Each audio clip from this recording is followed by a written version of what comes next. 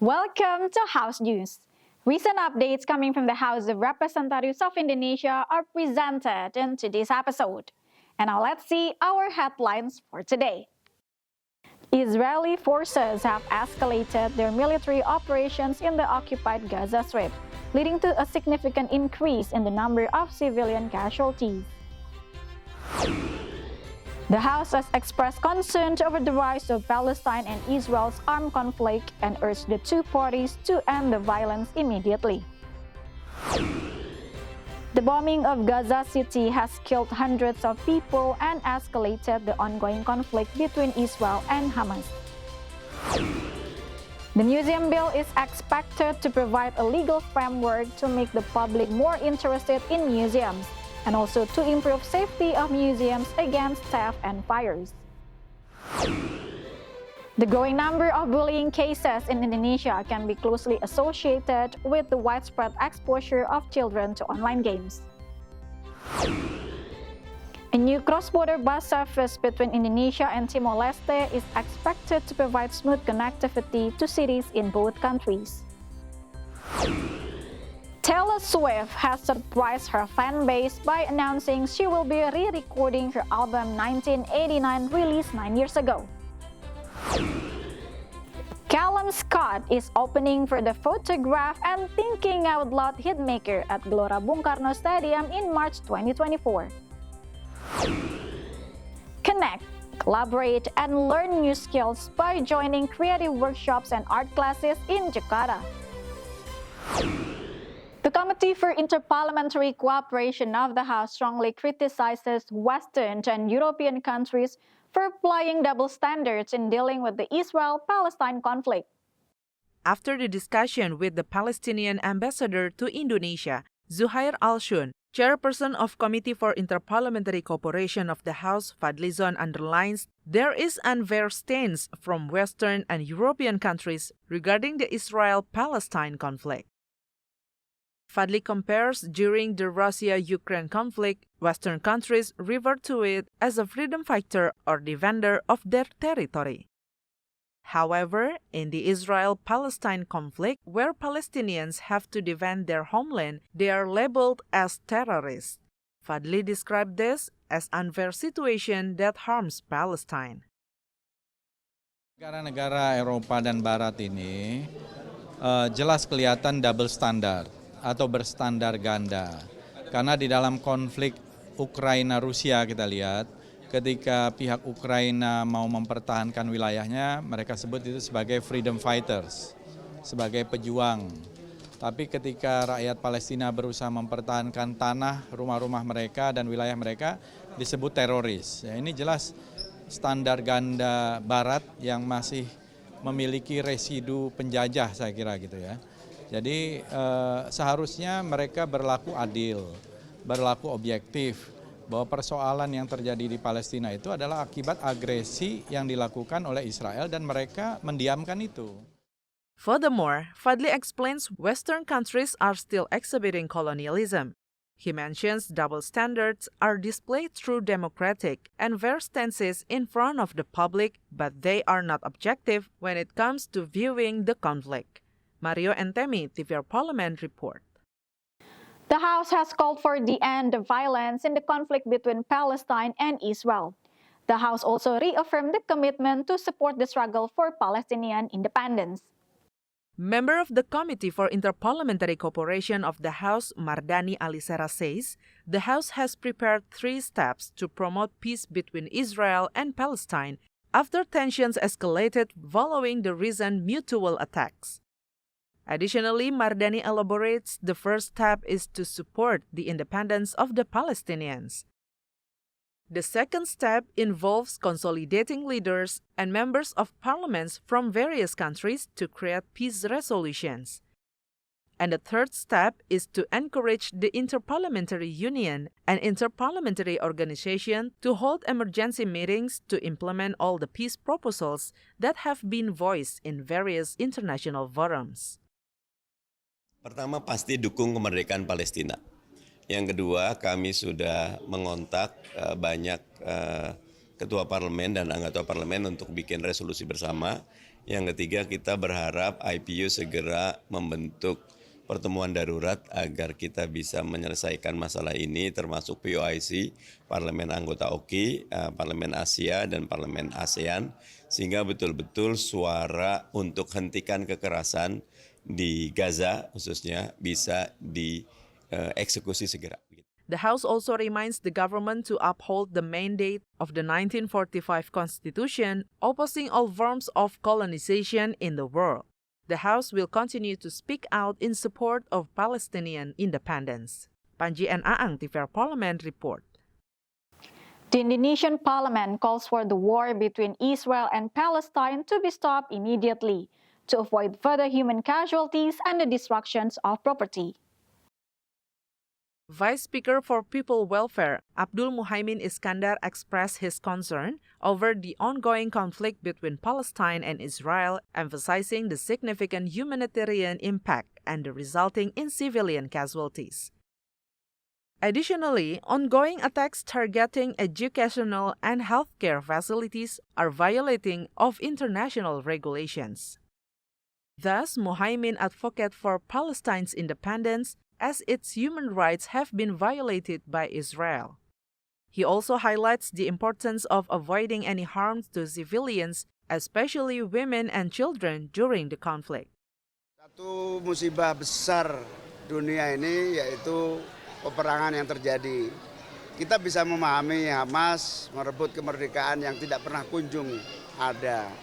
Kita juga menghargai bagaimana masyarakat Palestina berkorban atas peperangan ini. Karena itu saya berharap masyarakat sipil jangan dijadikan korban. Kalau mau berperang, berperanglah sesama tentaranya. Jangan mengorbankan fasilitas kesehatan, sekolah, masyarakat sipil. Kita mengutuk semua bentuk penindasan Israel kepada Palestina. Kita juga ingin cita-cita Hamas bentuk Palestina merdeka terwujud. Tapi kita juga ingin jangan mengorbankan masyarakat sipil, apalagi fasilitas kesehatan dan pendidikan. Muhaimin urges the government to immediately provide humanitarian assistance such as medicine, food, and other aid to rescue civilians who are affected. He also demands the government to continue speaking up for the independence and sovereignty of Palestine in international forums. From West Java, Bani, TVR Parlemen reports. After the short break, we'll be delivering some information coming from the Commission 5 of the House. Stay tuned to House News.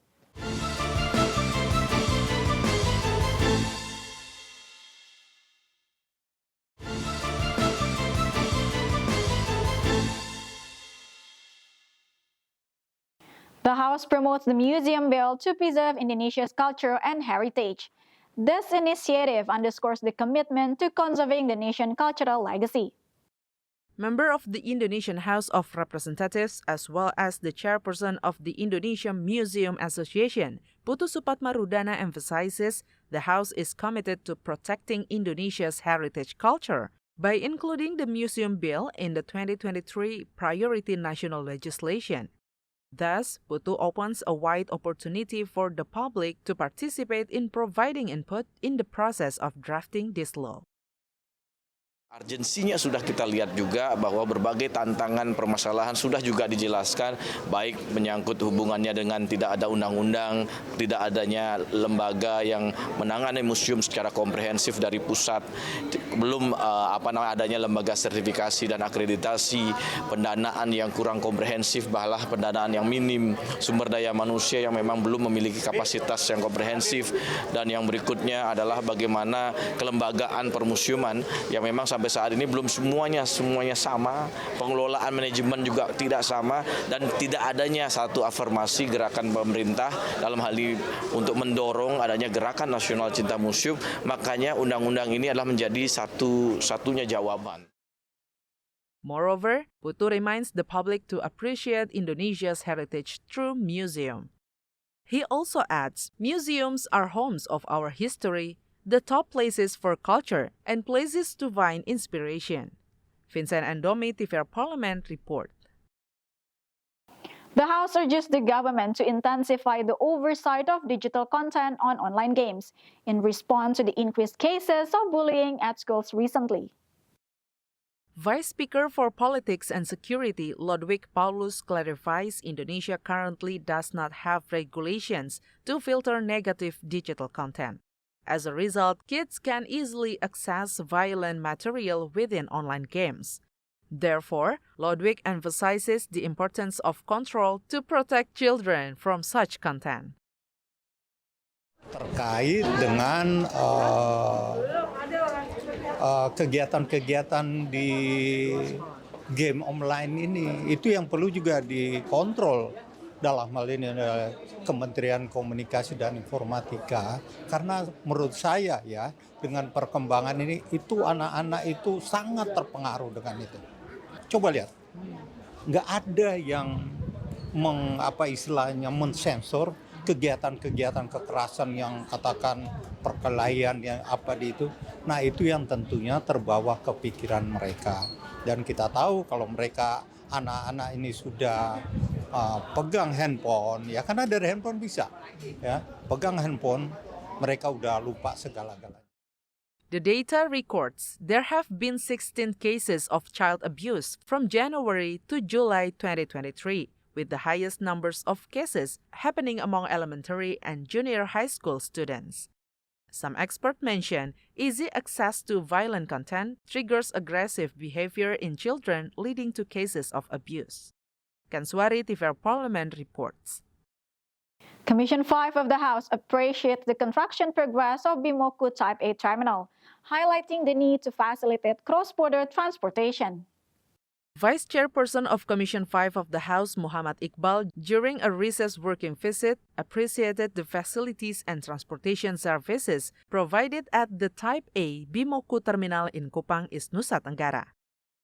As the only Type A terminal in the region, Bimoku greatly facilitates mobility of the community in the border area. Specifically, the terminal will serve passengers from Kupang to various districts in the Indonesia Timor-Leste border, including Dili. Saya kira sangat bagus sekali, apalagi terminal itu digunakan untuk bis yang bisa melintasi dua negara, antara Indonesia dan Timor Leste, dan saya kira sangat membantu sekali bagi masyarakat, karena kita tahu masyarakat di NTT dan masyarakat Timor Leste itu dulunya adalah satu keluarga, satu rumpun, jadi sangat membantu sekali. Meanwhile, members of Commission 5 of the House, Edi Santana Putra, hopes the transportation services at Bimoku Terminal should prioritize safety, security, and comfort aspects, especially by providing large-size buses for long-distance route. Terminal bus antar negara, jadi dari Kupang ke Dili. Tapi busnya kecil-kecil, sedangkan menempuh perjalanan 12 jam. 12 jam sangat jauh, capek sekali. Artinya dipersiapkan juga tempat-tempat peristirahatan ataupun bus-bus yang lebih besar, yang nyaman. From Kupang, East Nusa Tenggara, Teddy Sunario, TVR Parlemen reports. We're going to have a look at some interesting information coming from Indonesia and beyond. Don't go anywhere, stay tuned to House News.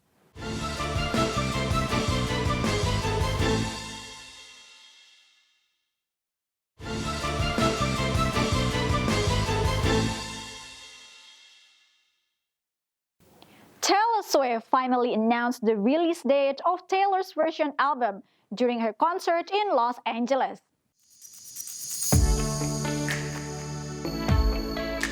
In the middle of concert in Los Angeles, to close the first U.S. leg of the Eras Tour, Swift revealed that 1989 Taylor version will arrive in October. The re-recording of her blockbuster fifth album, originally released in 2014, will also be the fourth installment of her Taylor's version series following Fearless, Red, and Speak Now. With several blockbuster singles including Shake It Off, Blank Space, Style, Wildest Dreams, and Bad Blood, the original 1989 is considered to be the marking point in Swift's transformations from country star to pop powerhouse. The singer has been working on re-recording her entire back catalog to regain control of her master recordings. Her first 6 albums' master recordings were acquired by famed talent manager Scooter Braun, when he bought Taylor's former label. Taylor's deal with Universal Music, which she signed in 2018, is believed to give her control of her master recordings. But she is still determined to take back ownership of her music by creating new versions of her song.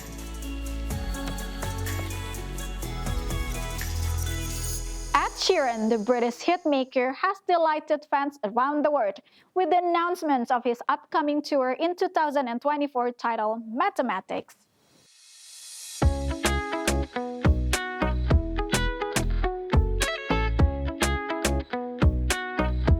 Ed Sheeran officially unveiled his Mathematics tour plans via his Instagram account. In his announcement, he expressed his enthusiasm for the upcoming tour, sharing that he is particularly excited about visiting some of his favorite countries and cities worldwide. The tour will kick off in Asia and the beginning of the 2024 and will extend to Europe for the summer leg. AEG Presents Asia, PK Entertainment, and Sound Rhythm as promoters stated that Jakarta was one of the cities selected in Ed Sheeran World Tour series. The singer-songwriter will be performing in Jakarta at Gelora Bung Karno Stadium on Saturday, 2 March 2024. To ensure you don't miss out on this fantastic opportunity, tickets can only be purchased through edsheeraninjakarta.com. This concert consists of 6 main categories, and all categories are numbered seating categories.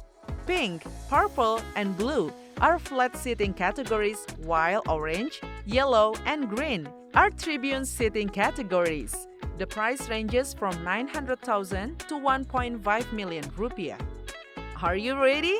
It's time to start thinking out loud because mathematical never looks so good. It is never too late to learn arts and crafts, from something as simple as drawing to designing an exhibition. These are places in Jakarta where you can explore some art classes. Recharging after a full weekday isn't just lazing around at home. It's Jakarta. Meet awesome new people, try new restaurants, go shopping, or join a class. We have a list of interesting places you can take in Jakarta, from painting classes to crafting lessons. There are always new things you can learn every week.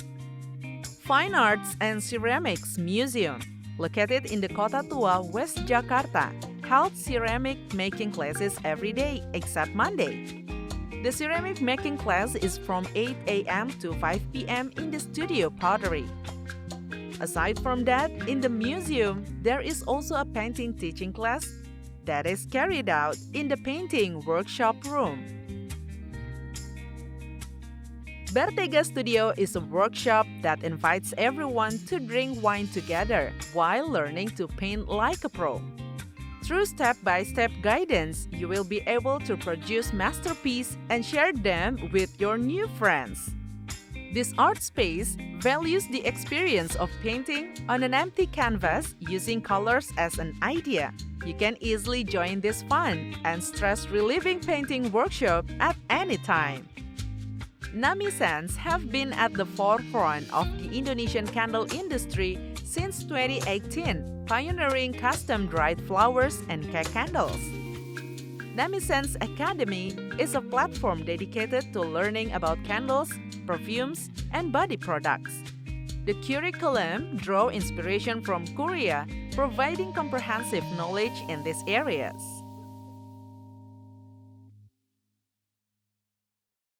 And that's House News for today. Thank you for tuning in. See you and have a good day.